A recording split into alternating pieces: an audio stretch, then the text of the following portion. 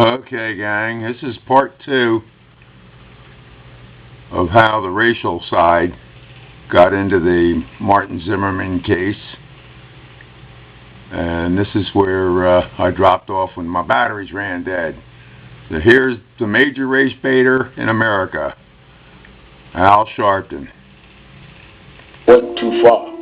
But I think that there's a difference between the rhetoric and the reason we got involved. But at the time, that reason was questioned by one of his own associates. They are frauds from the beginning. Perry McKinnon, you couldn't see Sharpton without seeing Perry McKinnon in those days.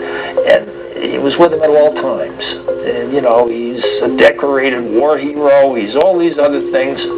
This whole situation is not about Tawana Brawley. It's about Mason, Maddox, and Sharpton sort of taking over the town. Their exact words were, "We beat this, we will be the biggest niggas in New York." Let's take the outside chance McKinnon is telling the truth. And by the way, there's nobody corroborated that. If I say that if I win for president when I ran, I'll be the biggest black guy in America, does that really mean that I perpetrated a lie? As the press turned up the heat on Brawley's advisors, Ryan uncovered new clues. The jeans she had on were burnt in the crotch, but she wasn't burnt there. The cutting in the sneaker, clearly it was done when the no foot was in the sneaker. An FBI lab agent on the case drew his attention to bits of cotton found inside the feces-smeared glove, allegedly used in the attack on Brawley. We were having a drink, and he said to me, "And the damnedest thing is we found the same thing under her fingernails." Well, I almost spit my drink out. You got burnt cotton under her fingernails, burnt cotton in the tips of the glove. There's a real good chance, you know, she's wearing those gloves. Next, Ryan set about discovering the source of the racial epithet found on Brawley's body. I was burning cotton in my kitchen and wasn't getting anywhere, and the burnt cotton fibers fell into the sink. And my wife, who's always been smarter than me, leaned forward, put her finger on the burnt cotton in the water, went like this, went like that. Looks like it to me. It was the last piece of the puzzle. Today, after 7 months, 6,000 pages of testimony, and 180 witnesses, a grand jury found beyond any doubt Tawana Brawley's story is a lie. Those allegations are untrue. The people who made those allegations lied. Their outrageous, irresponsible acts have increased the atmosphere of tension between the races. I think that people have to advocate what they believe in. I have friends right now that believe O.J. Simpson is guilty right now. Right now. And a jury said he's not. Does that mean that I think they don't have credibility? That means that I think that they have a belief that I don't share, and a jury didn't share. A grand jury did not believe Ms. Brawley. I believe there was reason to pursue this situation. One of the real victims of this case was the family of the police officer. They suffered the loss of their son through a horrible means, and then were subjected in the press to these allegations which had nothing to do with them. I didn't bring them in the case, Ms. Brawley did. I was speaking for Ms. Brawley. I mean, of course we wanted the aspects of what her allegation was investigated.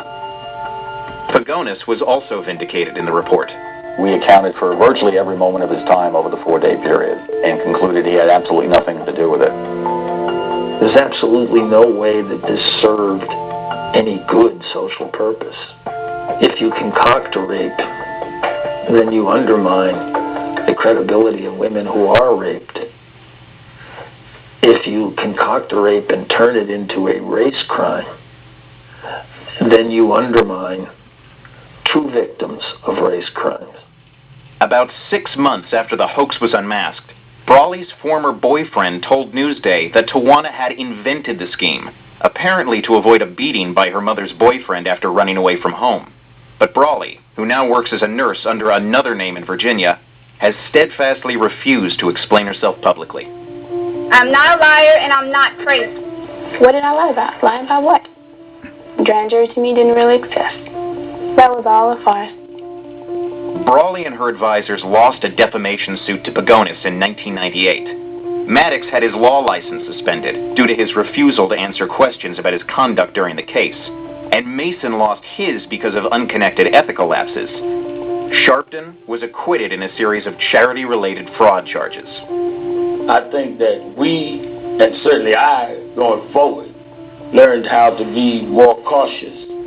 But I also think the media has not adopted a lot of its lesson, and I think prosecutors have not adopted its lesson. The activist himself has moved on from the hoax that has altered the lives of so many others.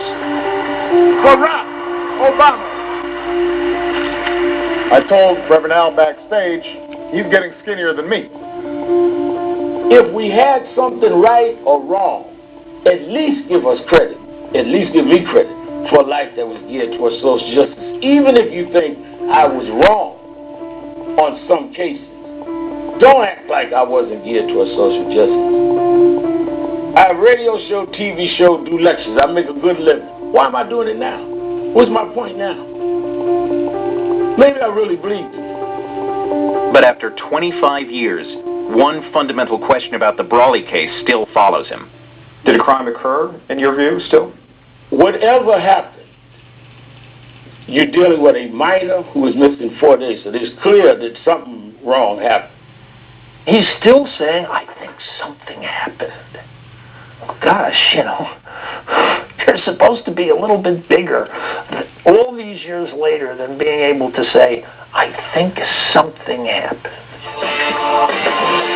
Welcome to Politics Nation. I'm Al Sharpton. One would think if he sold you such a terrible bill of goods on such a giant story that dominated the news cycles for such a long period of time and proved to be a total hoax, that you might not show up at his next press conference with your camera crew. He has managed to transcend it magically.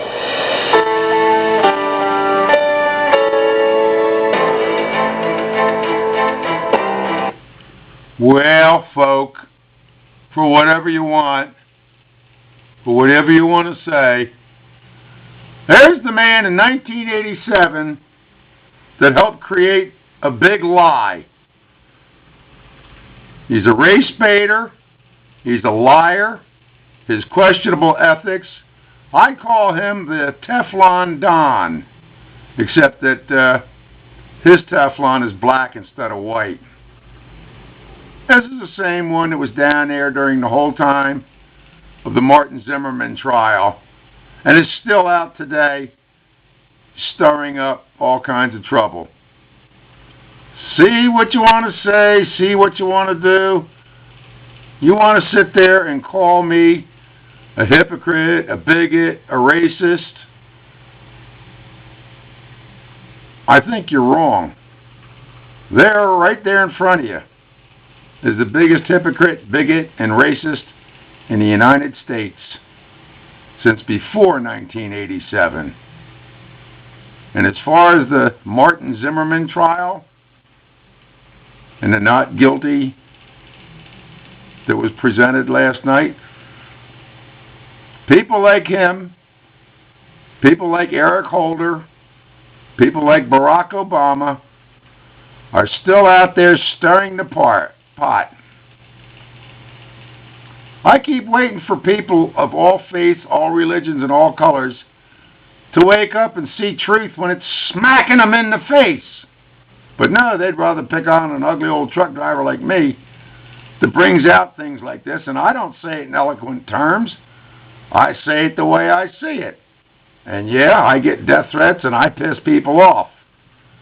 But when you bring up facts, when you show witness videos, and you're still put down for it, the problem is not the old truck driver. The problem is people like this and people like you out there. And like I said, I had over 1,200 hits on my one video before I had to cut off commentary on it and death threats. But here's reality, folks. People like him turned a murder trial into a racist joke. And they walk away thinking they have clean hands. Really? And as far as the Martin-Zimmerman trial, like I've said before, I feel bad for all the parties on both sides. But like I also said, there's only 3 individuals that know that what really went on the night that Trayvon Martin was shot and killed. That's God Almighty, Trayvon Martin, and George Zimmerman. But they let politics and racism get into this trial. And people like me, people like E.T. Williams, people like Wild Bill for America, T. Mott, and a few others, when we speak up about it, whether we're white or black, we get called racist. There's your racist looking at you right there. One of the largest racists in the United States, and you heard the words coming out of his mouth, and all he does today is make excuses. Well, he does that, Eric Holder does that, Obama does that. They're all good at making excuses. But like I say, that's just the ugly truck driver's opinion. What's yours? And keep it clean, because you will get knocked and blocked.